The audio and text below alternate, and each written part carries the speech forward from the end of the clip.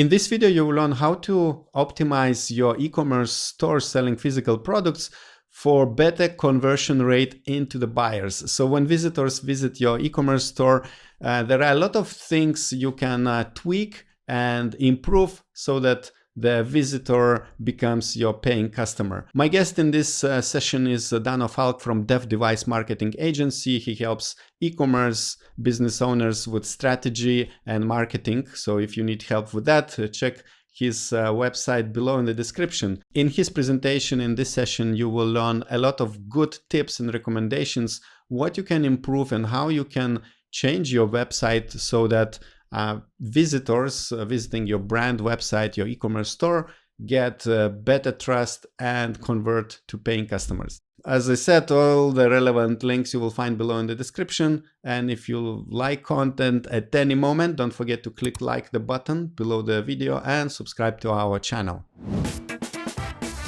Hello, Dano. It's nice to have you here. Could you please introduce yourself and tell us what you do and how do you help Amazon sellers? Hey, Mr. Augustas, nice to be here on the webinar again with you. It's been a while now.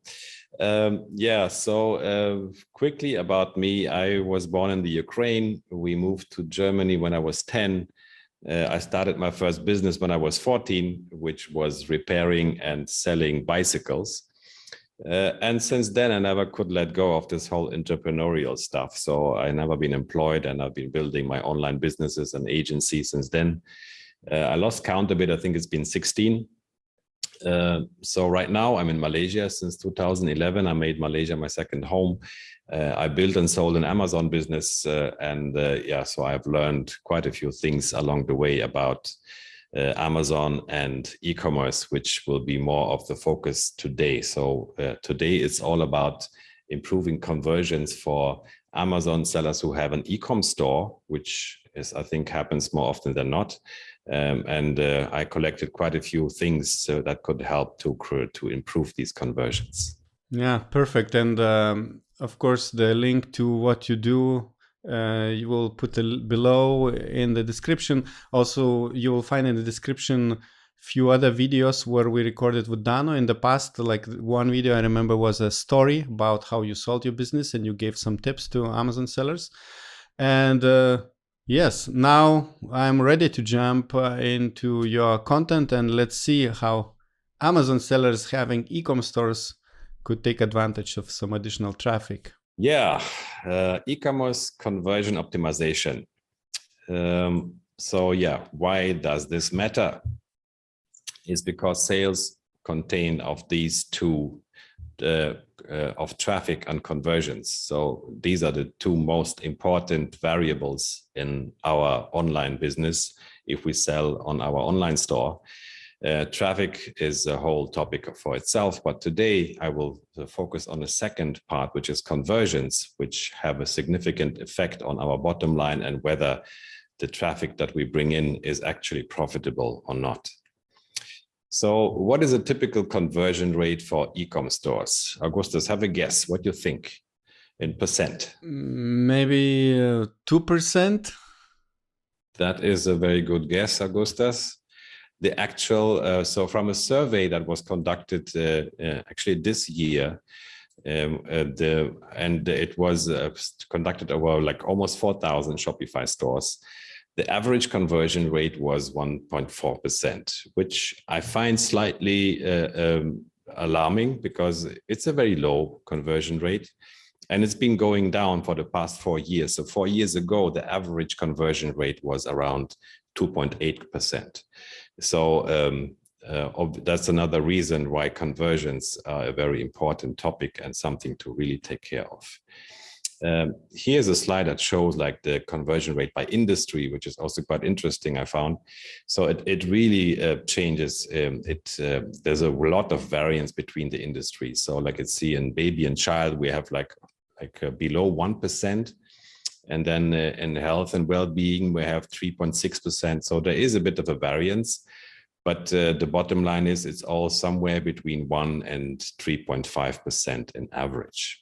So now the question obviously is, how do we improve conversions? And there's a lot of information about this topic on the interwebs. However, I made the effort to kind of categorize it into 4 areas, which we want to look at right now, which are usability, trust, perceived value, and retargeting. So number 1, usability. There are some obvious things here, but I still need to kind of include them. Otherwise, this presentation would not be complete, because loading time is one of the biggest deal breakers.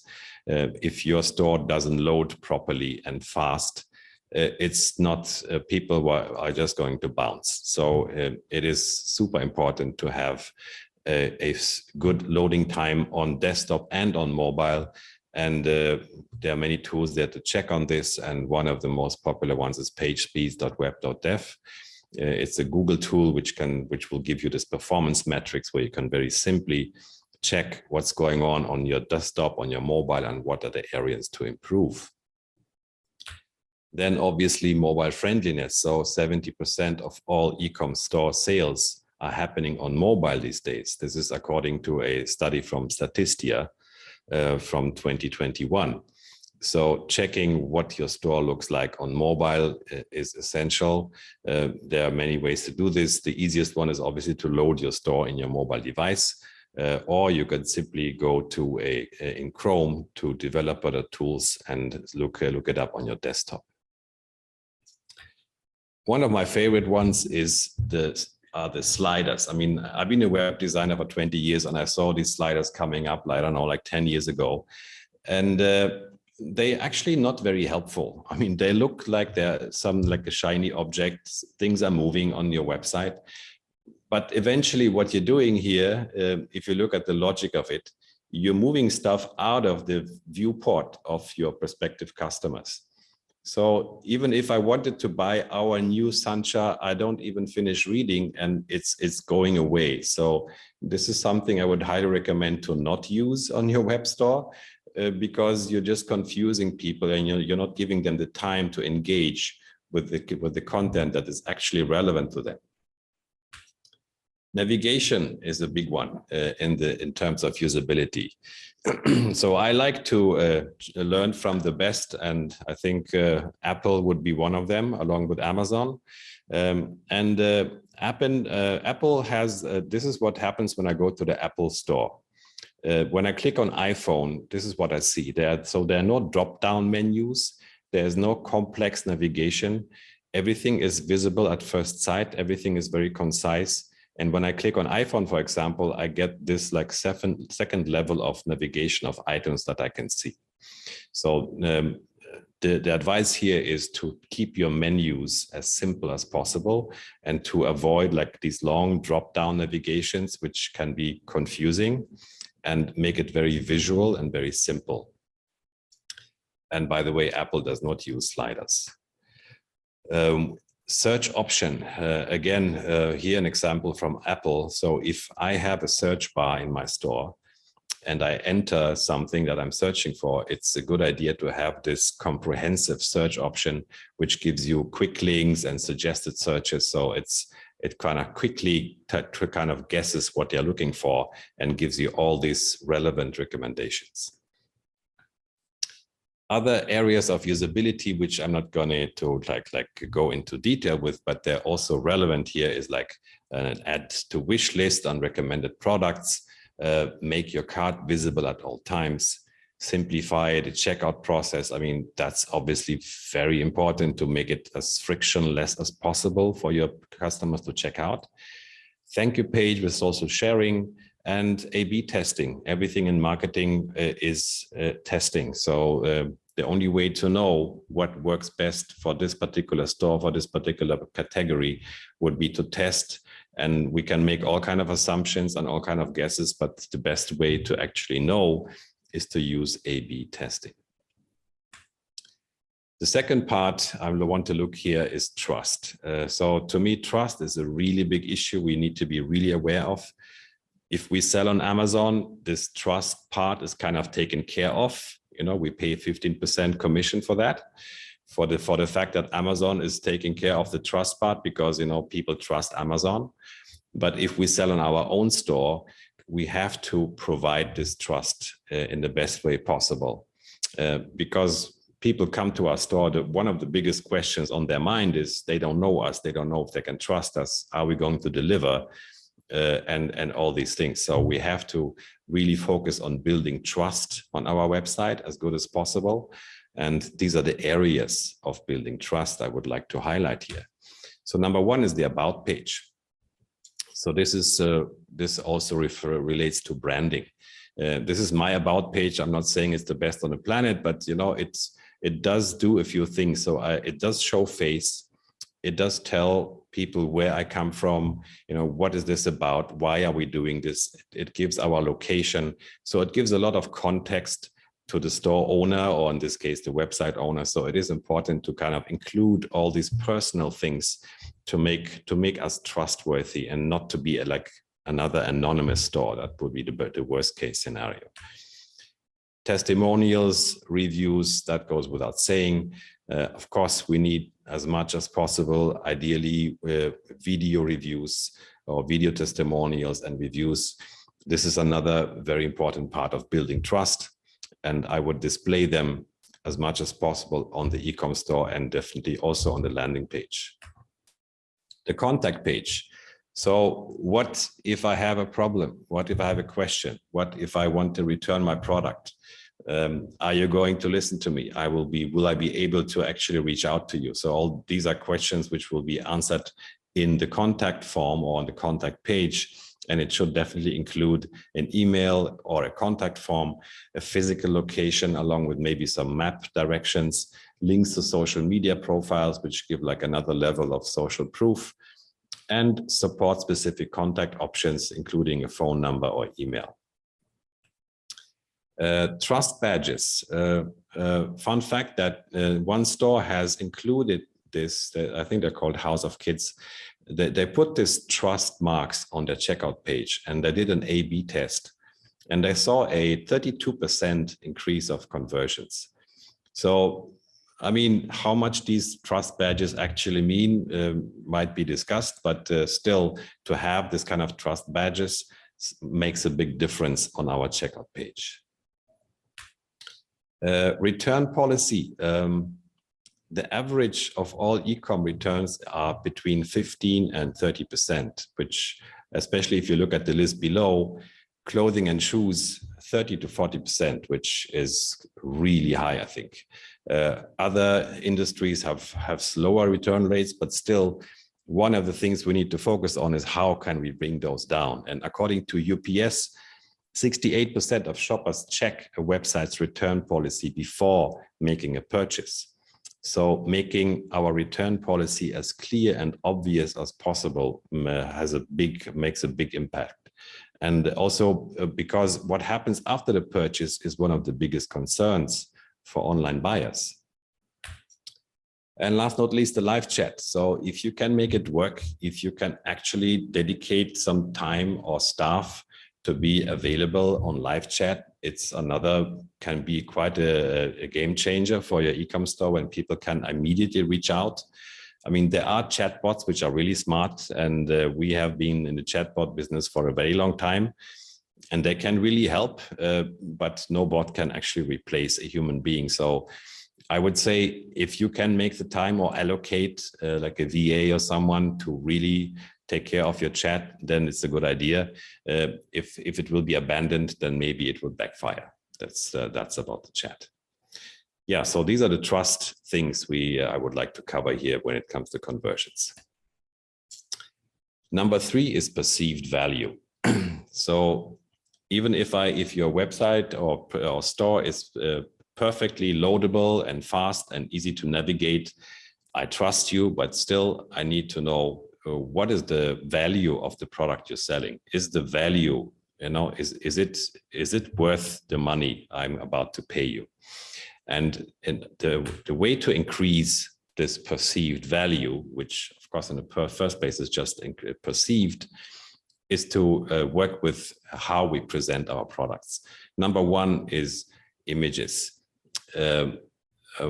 Oftentimes I see e-com stores who do not include people in their images, which I think is a huge mistake, because showing people using our product answers like one very, very simple question, like how big is this thing? how does it relate to a human person, to a human being? And just to have a human showing, interacting with our product can make a big difference. If our subject matter is slightly complex, then I would highly recommend to use infographics, which kind of show the different ways to use our product and how it interacts with other systems and with other utilities. And then show and mention benefits. So think of your product images as a bit of a brochure, as like a magazine kind of thing. So instead of simply showing an image, just put a tagline into the image saying like this image shows how product does X, like in this case, charge 3 devices at once, So if I wouldn't include this tagline into the image, it would be just another image. But here I know, okay, this image is about this specific benefit. Last not least, images need to be compressed. They have to be optimized to be used online to reduce our loading time. So if you're not a web designer, I recommend tools like imagecompressor.com, where you can simply upload your image and it will come out like with the best compromise of quality and data size, which is very relevant, especially if you have many images on your web store.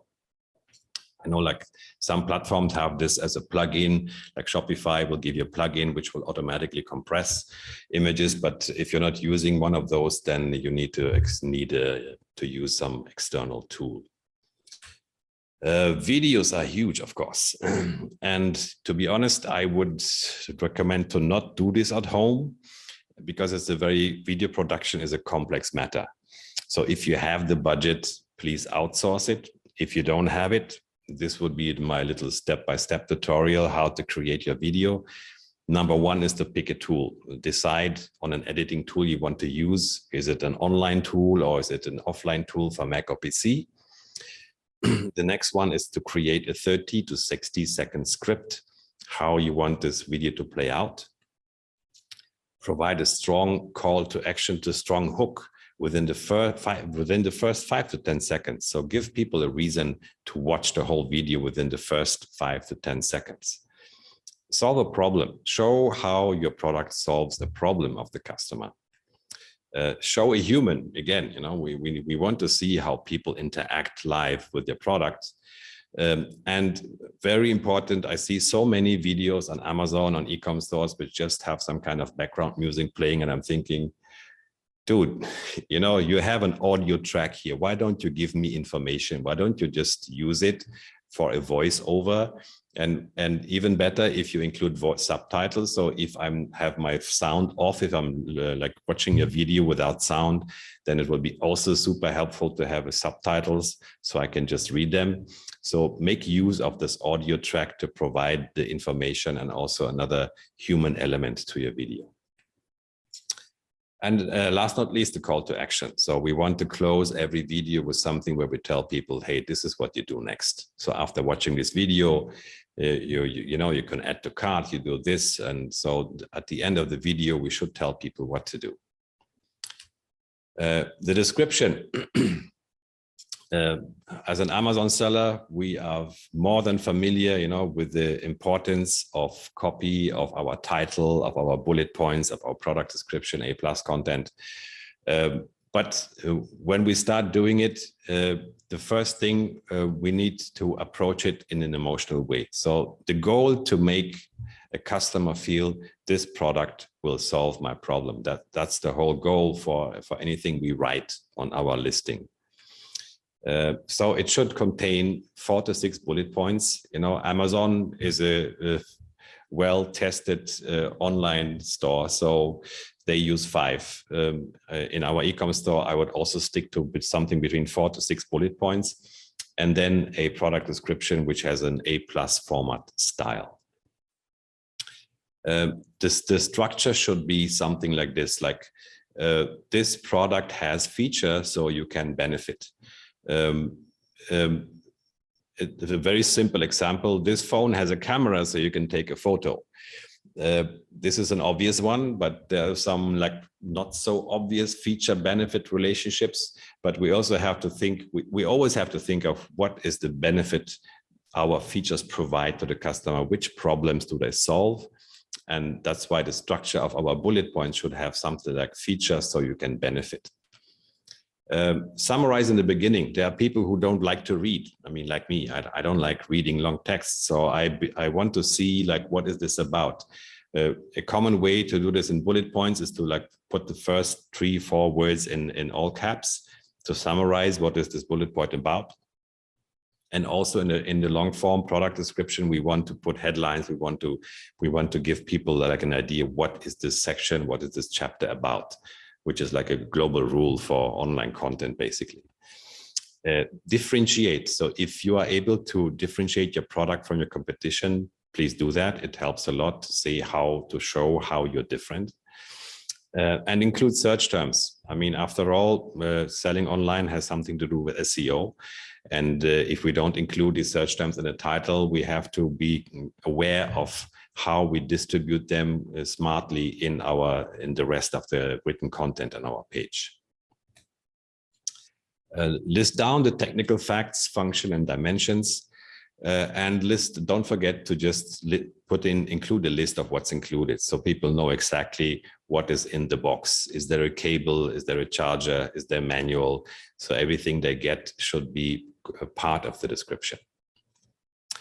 Some other things that improve the perceived value of our product is obviously free shipping. If we can offer free shipping, that's can be like an icebreaker where people say, okay, let's do this. The buy now, pay later option, some payment gateways allow this. It's a strategic decision if we want to do this, but I believe it can also make a big difference when people can actually pay later. If we have a promotion that has a time limit, like we can add urgency, add scarcity, we can put a timer on our listing, say like this price is only valid until like 3 hours from now. This can also provide like perceived value. And of course, coupon codes. So if we can offer coupon codes, discounts, which are related to certain situations, to certain holidays or whatnot, this can also help with a perceived value, and all this adds up to this product to be perceived as like you get more value than the money you pay for it. Then the fourth and not the last section of this presentation is about retargeting. Engaging existing customers to me is one of the most important parts, because it's hard enough to get people to see our store, to come and visit us. If they have visited us, if they have bought from us, most of all, then that is the easiest sell we can make. So if somebody has bought from us, we should treat those people with a lot of respect and care. And it's the easiest sell. So the image here just shows like an email that I received recently from a gym store. And I think they're doing a really good job with their email. So I get an email every week, even though I'm not into leggings so much, but every week I receive an email telling me, giving me a new offer, reminding me of the store. So that's how they keep me engaged. So this is for the people who actually have bought from us. We can easily send them an email, and they should all sit in our email system or in our CRM, and they should be well taken care of. Retargeting. So in 2021, the average cart abandonment rate across all industries was about 60%. And this is what we can do to bring back store visitors. When someone has left their email in our cart, we can use the abandoned cart email option, which is part of many systems. Like, for example, Shopify, they have this available where you can send out an email to someone who has abandoned your cart and has already left their details. And this can be very effective because you could actually know what they were about to buy. You can mention the product. You can give a very specific coupon or discount for this particular product. So this can be very powerful. But not all of them will leave their email, obviously. So those who have just, let's say they just went, they clicked on the cart, they didn't leave their email, or they simply visited our website, there's also a way to retarget these people after installing a retargeting pixel from Google and or Facebook.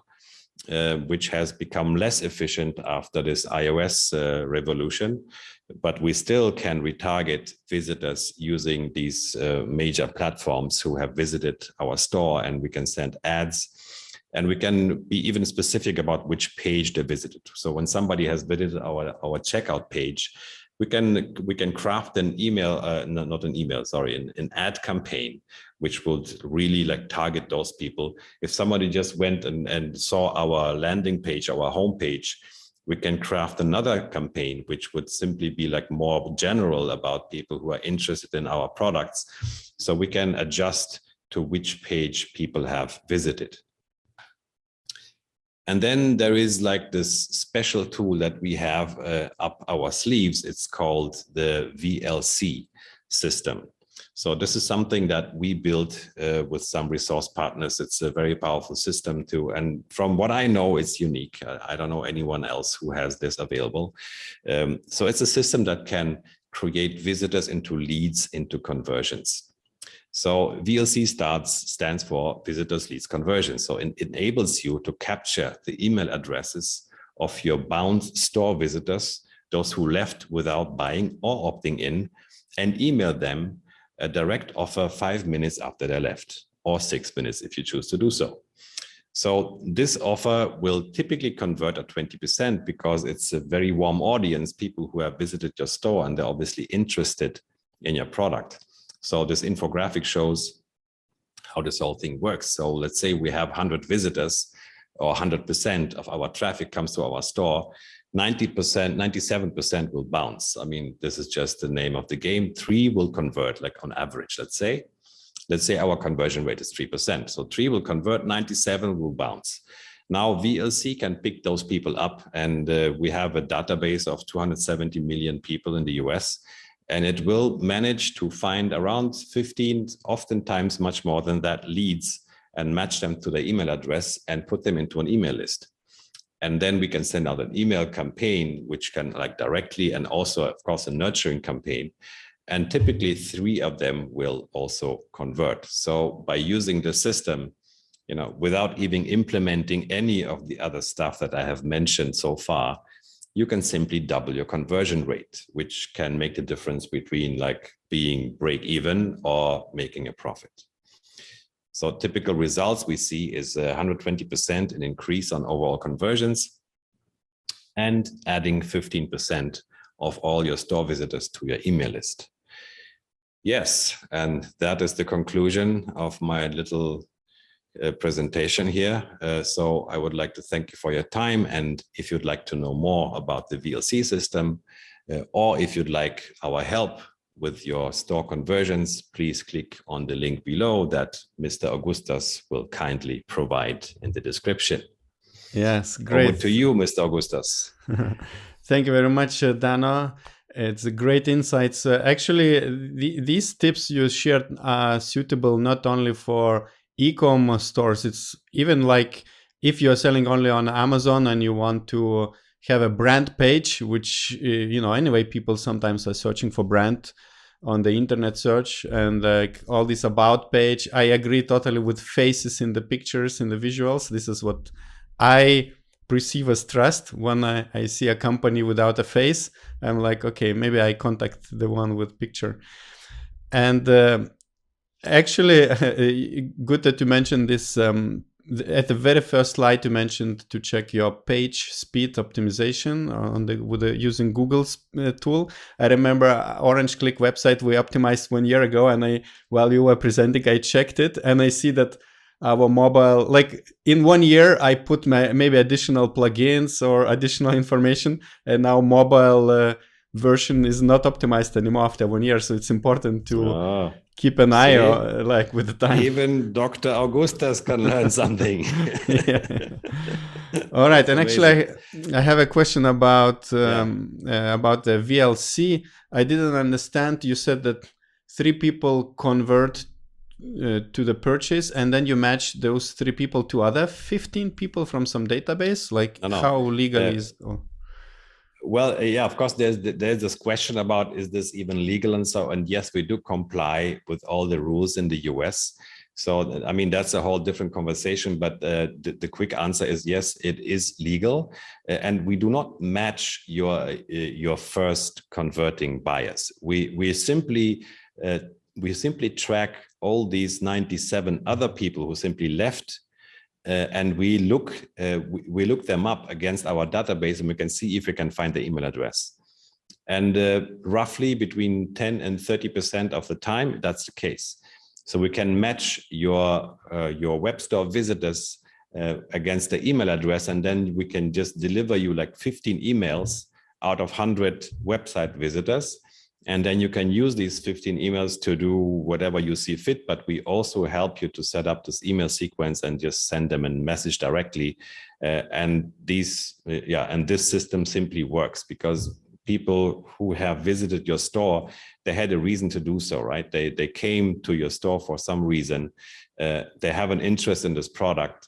For some reason, they left. So we just have to like stay in touch with them and give them another reason to buy, to increase this conversion rate. And that's why it's incredibly efficient.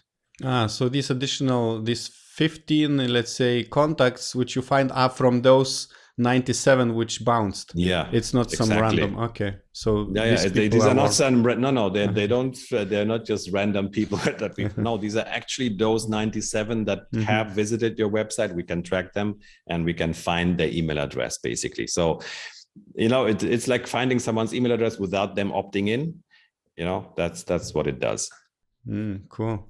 All right. So yeah, of course, if you want to explore more about VLC system, you will find the link below in the description.